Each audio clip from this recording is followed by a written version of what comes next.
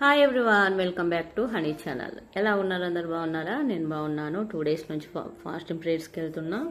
ఒక ఫంక్షన్ ఉండే, ఫంక్షన్కి వెళ్ళి బిజీలా నేను వీడియో అప్లోడ్ చేయలేకపోయాను.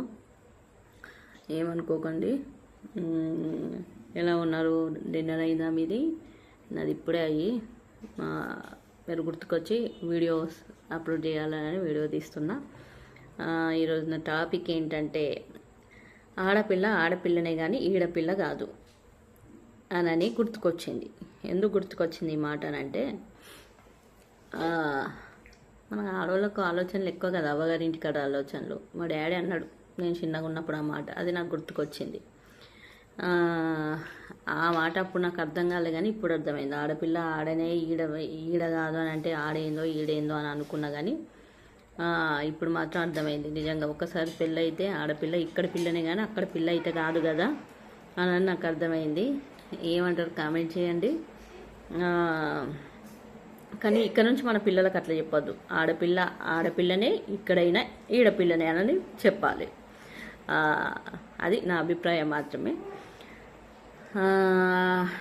ఏదేమైనా నేనున్నా అక్కడ పిల్లనే, నువ్వు ఇక్కడికి రావద్దు అని అన్న మాటలు మాట్లాడకుండా ఆడపిల్లనే ఈడపిల్లనే అని మన పిల్లలకు మాత్రం చెప్పుకుందాం. ఇలాంటి బాధలు పెట్టొద్దు. అంటే మా డాడీ బాధ పెట్టిందని కాదు, కానీ ఏమో నా అభిప్రాయం చెప్తున్నా. వాళ్ళకు ఒక రకమైన ధైర్యం ఇవ్వడం అంతే. ఇంకా ఏంటంటే, మన నోటి వల్ల మన వీపుకు దెబ్బలు వస్తాయి. అవునంటారు కాదంటారా? భర్త అరిచినప్పుడు, కోపంగా ఉండి అరిచినప్పుడు మనం కూడా అరిచినాం అనుకో, ఆ అరుపు కాస్త మన వీపు మీద దెబ్బలు పడతాయి. వాళ్ళ ఇరిటేషన్, వాళ్ళ ఫ్రస్ట్రేషన్, వాళ్ళ కోపం అంతా మన వీపు మీద తెల్లారి కనిపిస్తాయి మనకి.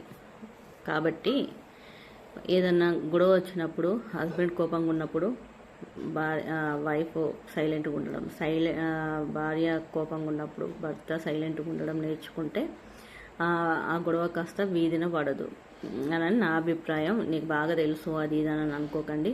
నాకు తెలిసింది చెప్తున్నా, మీతో షేర్ చేసుకుంటున్నా, తప్పు పట్టకండి. మనము ఒక రెస్పెక్టెడ్ పర్సన్గా ఉండాలని అన్నప్పుడు మన గొడవ బయటికి రాకుండా మెయింటెనెన్స్ చేసుకోవాలి.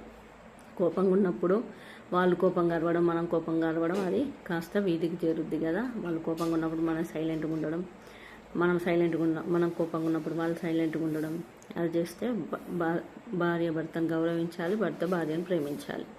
ఇవి రెండు మనం పాటిస్తే మన గొడవ కాస్త వీధిన పడదు. ప్రతి ఇంట్లో గొడవ ఉంటుంది. ఇది ఎందుకు చెప్తున్నానంటే, రీసెంట్గా మంచి ఎడ్యుకేటెడ్ ఫ్యామిలీ వీధిన పడ్డారు. అది అప్పటి నుంచి వాళ్ళిద్దరి మధ్య అండర్స్టాండింగ్ లేకుండా జరిగిన ముచ్చట. కాబట్టి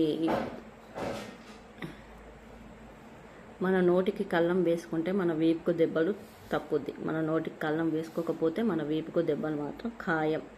ఇది గుర్తు తెచ్చుకోండి. Okay, like and share and subscribe మీ. దీనిలో ఎవరిని ఉద్దేశించి చెప్పింది కాదు, నాకు తెలిసిన విషయం నేను మీతో షేర్ చేసుకున్నాను. Bye bye everyone.